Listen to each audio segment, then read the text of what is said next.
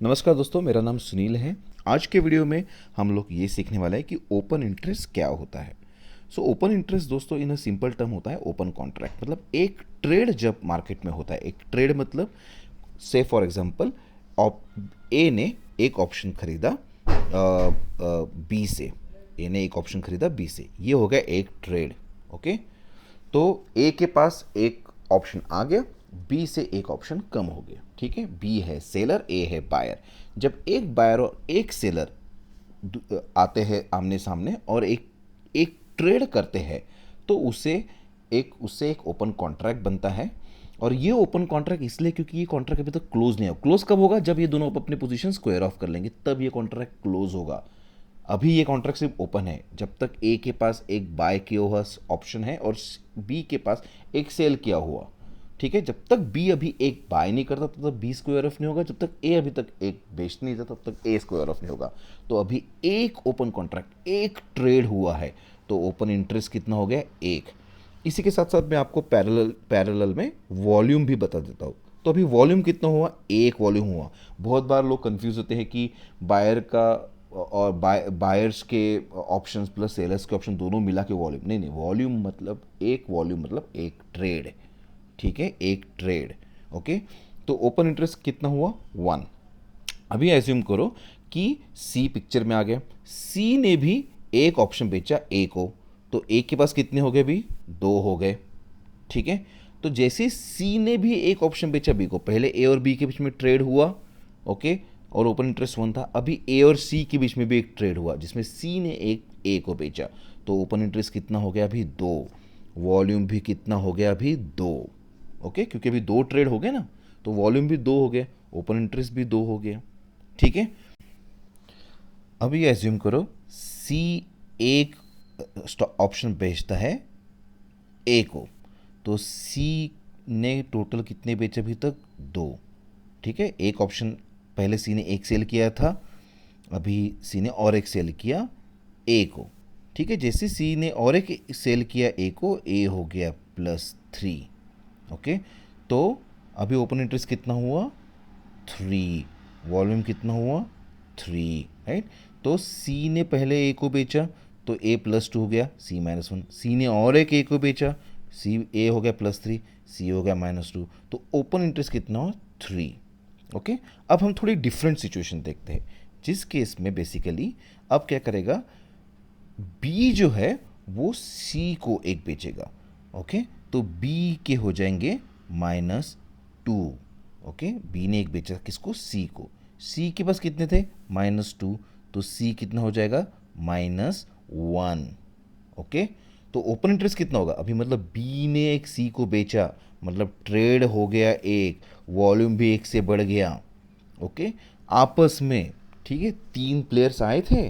तीन प्लेयर्स में से पहले क्या हुआ? ए ने खरीदा बी से, फिर ए ने खरीदे दो ऑप्शन सी से, और अभी बी जो एक सेलर था जिसने एक ए को बेचा था, उसने और एक ऑप्शन बेचा सी को। ठीक है, तो सी जो पहले सेलर बने बैठा था, उसने एक खरीद लिया, एक अपना पोजीशन स्क्वायर ऑफ कर ले, एक पोजीशन सेलिंग वाला अभी भी ओपन रखा। राइट, और बी का एक शॉर्ट पोजीशन और एक बढ़ गया। तो अभी कितना हुआ ओपन इंटरेस्ट? अभी भी ओपन इंटरेस्ट तीन ही रहा। ओके, अभी भी ओपन इंटरेस्ट ना कम हुआ ना ज़्यादा हुआ भाई साहब। मतलब इस केस में ऐसा नहीं हुआ कि ऐसा नहीं होता है ट्रेड बढ़ गया तो ओपन इंटरेस्ट बढ़ता है। नहीं नहीं नहीं नहीं, अभी ये लोग आपस में खेल रहे हैं। ठीक है, अभी क्या हुआ, बी ने एक सी को बेचा, तो सी का एक पोजीशन स्क्वायर ऑफ हो गया और बी ने एक कॉन्ट्रैक्ट ओपन कर दिया। एक स्क्वायर ऑफ हुआ, एक ओपन हुआ, तो दोनों नलीफाई हो गया, इसलिए ओपन इंटरेस्ट तीन ही रहा। तो आप बहुत बार देखोगे कि ओपन इंटरेस्ट का इंडिकेटर होता है ऑप्शंस और फ्यूचर्स के लिए। आप वो इंडिकेटर ऐड कर सकते हो। आपको कभी कभी दिखेगा ओपन इंडिकेटर स्ट्रेट लाइन जा रही। स्ट्रेट लाइन जा रही मतलब आपस में ही डील हो रहे, कोई स्क्वायर ऑफ कर रहा है तो कोई ओपन कर रहा है। और जब square of, number of square of और नंबर ऑफ ओपन जो होते हैं कॉन्ट्रैक्ट्स, वो अगर सेम होते हैं तो ओपन इंटरेस्ट सेम रहता है। क्योंकि इस केस में क्या हुआ, एक सेलर एक और शॉर्ट हुआ, मतलब एक और कॉन्ट्रैक्ट ओपन हुआ, लेकिन एक कवर भी तो हुआ।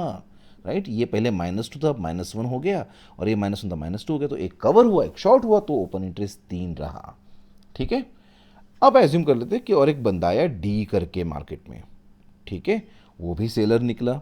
वो उसने क्या किया कि उसने 2 ऑप्शंस बेचे ए को। ये जो बंदा है ना भैया, ये जो बंदा है ये बस खरीदते जाता है, ठीक है, ये सेल नहीं कर रहा अभी भी। तो ए कितना हो गया, 3 + 2 5। डी कितना हो गया, -2। बी कितना है, अभी भी -2। सी कितना है, अभी भी -1। ये अभी अभी सब अभी पोजीशन से सबके मार्केट के लेटेस्ट पोजीशंस क्या है, -2 + 5 -2 -1। ओके, तो ओपन इंटरेस्ट कितना हुआ, 5, क्योंकि 2 ट्रेड बढ़ गए ना भैया, और वॉल्यूम कितना हुआ, 6। आपने देखा यहाँ पे ओपन इंटरेस्ट अनचेंज था, लेकिन वॉल्यूम फिर भी 1 से बढ़ा, 3 से 4 हुआ, राइट।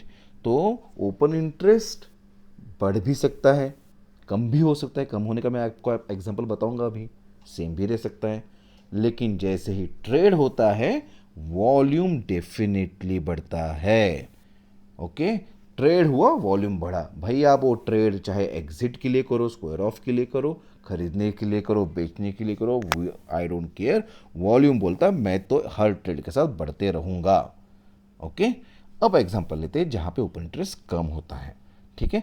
अब ए के पास इतने ऑप्शन जमा हो गए, ए बोल रहा है भैया मुझे अभी सही प्राइस मिल रहा है, it's good time to sell the things, ठीक है। तो ए ने क्या कर दिया, 2 ऑप्शंस बेचे बी को, तो ए हो गया +3। ओके, ए हो गया +3, डी तो -2 का -2 रहेगा।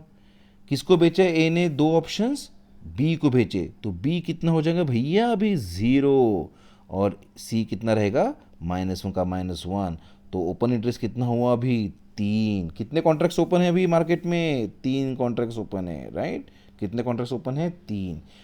भला ही बी स्क्वायर ऑफ हो गया, बी एग्जिट हो गया मार्केट से, ए के भी 2 स्टॉक, तो अभी कितना हो गया ओपन इंटरेस्ट 3, और वॉल्यूम हुआ 8। देखो भैया ओपन इंटरेस्ट कम हुआ लेकिन वॉल्यूम बढ़ते ही जा रहा है, क्योंकि वॉल्यूम तो हर ट्रेड के साथ बढ़ता है, राइट।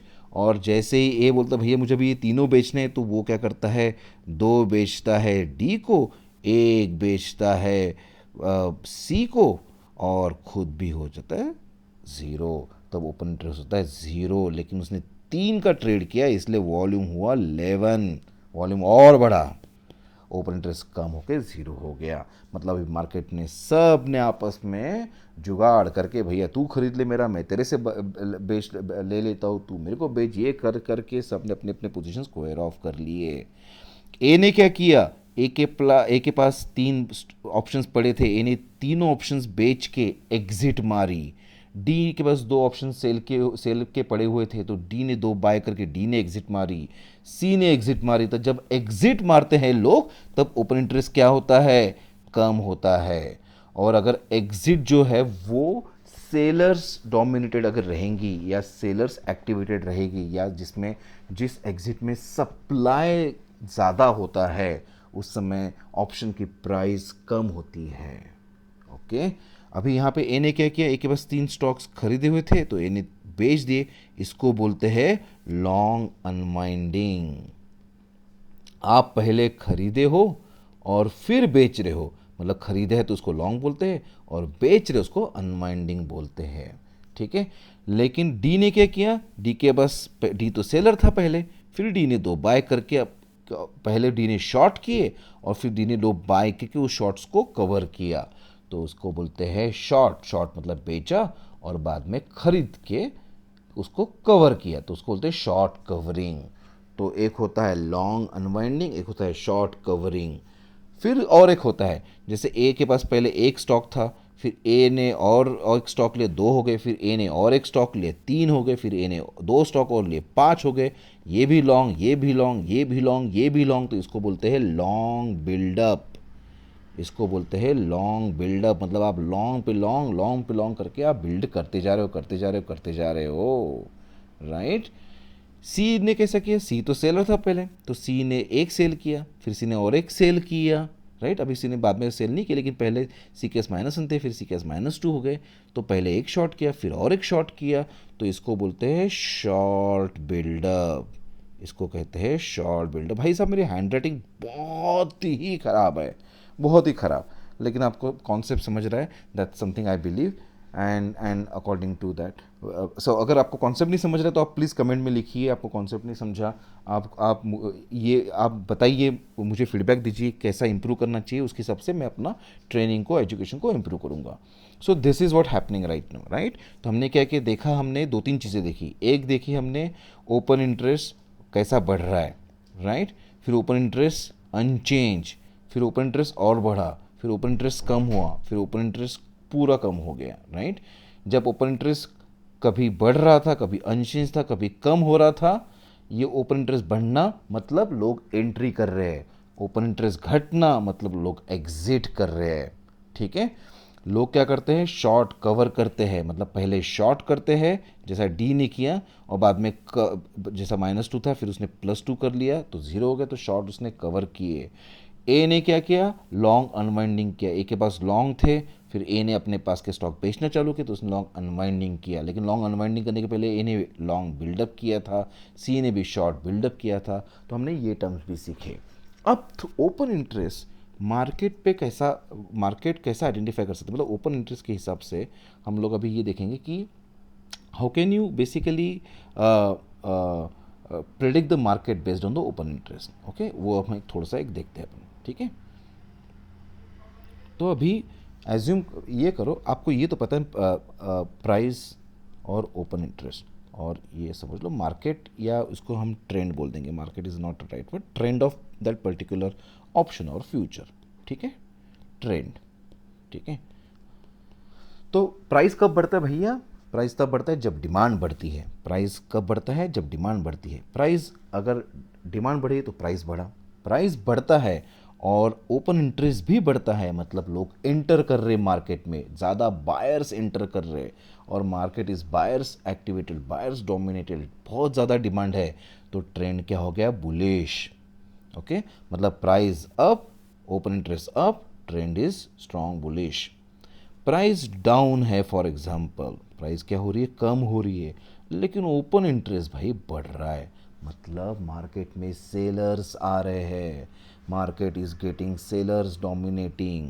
तो सेलर्स आ रहे हैं मार्केट में, एंट्री कर रहे हैं, लेकिन बेच रहे, प्राइस को नीचे ला रहे, आ रहे हैं, प्राइस को नीचे ला रहे, आ रहे, प्राइस को नीचे ला रहे, मतलब ओपन इंटरेस्ट बढ़ रहा है, क्योंकि एंट्रीज बढ़ रही है मार्केट के अंदर, ट्रेड्स बढ़ रहे हैं मार्केट के अंदर, लेकिन प्राइस नीचे जा रहा है, मतलब सप्लाई बढ़ रहा है। तो मार्केट ट्रेंड क्या हो गया, फिर ये बेरिश ट्रेंड हो गया, राइट। अब एज्यूम करो अगर प्राइस जा रहा है अप, लेकिन ओआई जा रहा है डाउन।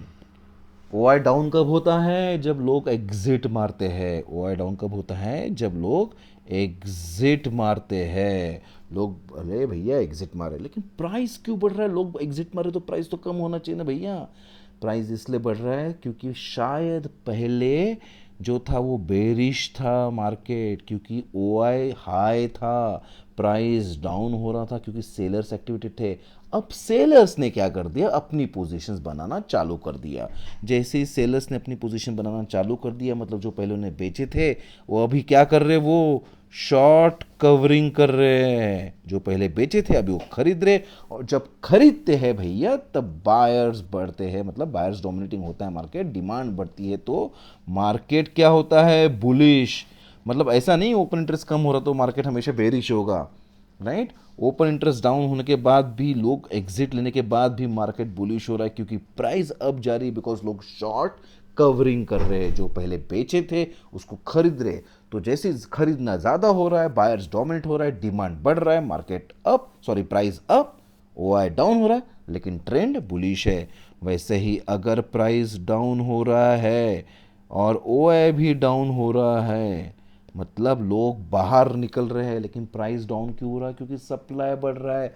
सप्लाई क्यों बढ़ रहा है, क्योंकि पहले लोगों ने बहुत सारा लॉन्ग बिल्डअप किया था, अब लोग क्या कर रहे हैं, लॉन्ग अनवाइंडिंग कर रहे हैं। लोग क्या कर रहे हैं, लॉन्ग अनवाइंडिंग कर रहे हैं।